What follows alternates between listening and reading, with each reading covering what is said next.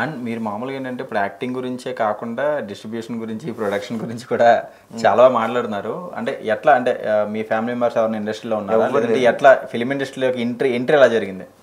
Actually నేను చిన్నప్పటి నుంచి నా 8th క్లాస్ అప్పటి నుంచే నేను ఫిల్మ్ యాక్టర్ అవ్వాలని డిసైడ్ అయ్యాను. మీ ప్రాపర్ అది ఎక్కడ? హైదరాబాద్.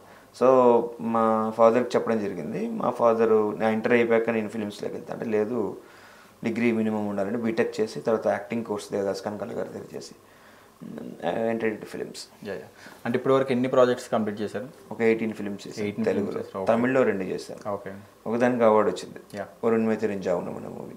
అండ్ ఈ సినిమాలో మీరు ఏదైనా ఒక మన మాయా సినిమాలో నుంచి ఒక డైలాగ్ ఏదైనా ఒకటి చెప్పండి ఆడియన్స్. మాయా సినిమాలో అన్ని షార్ట్ డైలాగ్స్ ఉంటాయి, అది కాదు కానీ ఇప్పుడు నేను ఒకటి హరహర ఓం అని ఒక ప్రాజెక్ట్ చేస్తాను. అప్కమింగ్ ప్రాజెక్ట్ ఈ మంత్ ఎండింగ్ కంప్లీట్ అయిపోతుంది. ఆన్ సెట్స్ ఉంది అది. అంటే అది శివసహస్రనామం అంటారు కదా, శివసహస్రనామాన్ని ఒక డైలాగ్గా అది కాంతార స్టైల్లో క్లైమాక్స్ లో విలన్ని చంపే ముందు డైలాగ్ అనమాట.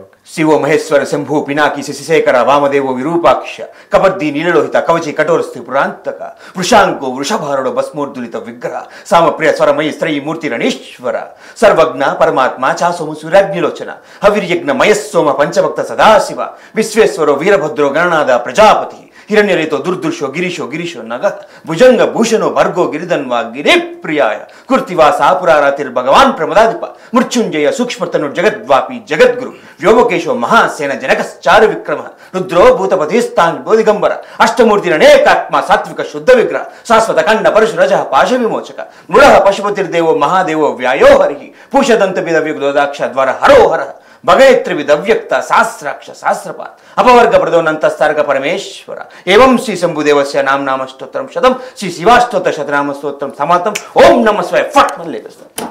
సూపర్. అంటే యాక్టింగ్ మీద డైలాగ్ డెలివరీ మీద ఎంతో ప్యాషన్ ఉంటాయి కానీ ఇలాంటి డైలాగ్స్ని సింగిల్ టేక్లో పర్ఫెక్ట్గా చెప్పడం చాలా కష్టం. యాక్చువల్లీ నేను నా అదృష్టం ఏంటంటే దేవదాస్ కనకాల గారు గురువు గారి దగ్గర నేర్చుకోవడం అనేది. యాక్టింగ్ అనేది అది చాలా టఫ్ సబ్జెక్ట్.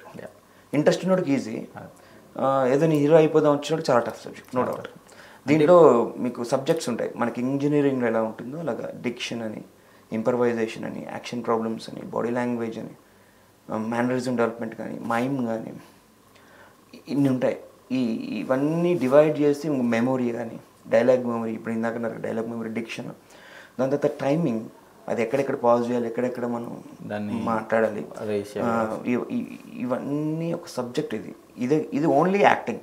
దాని తర్వాత మనం డైరెక్టర్కి ఉన్న కెమెరామెన్కి దగ్గర అవ్వాలి అంటే లైటింగ్ ఎలా తీసుకోవాలి, కెమెరాకి ఎలా ఫేవర్ చేయాలి, మనం ఏ యాంగిల్లో వర్క్ చేస్తున్నాము, ఆ యాంగిల్లో మనం ఎంతవరకు మన మీటర్ ఉండాలి, యాక్షన్ ఓవర్ యాక్షన్ కాకూడదు, డౌన్ కాకూడదు, దానికి న్యాయం చేయాలి. ఇదంతా పెద్ద సబ్జెక్ట్, ఇది పెద్ద రీసెర్చ్ చేస్తే డెఫినెట్గా స్టార్ అవుతారు. ఇవన్నీ ఎవరు చేయట్లేదు ఈ మధ్య.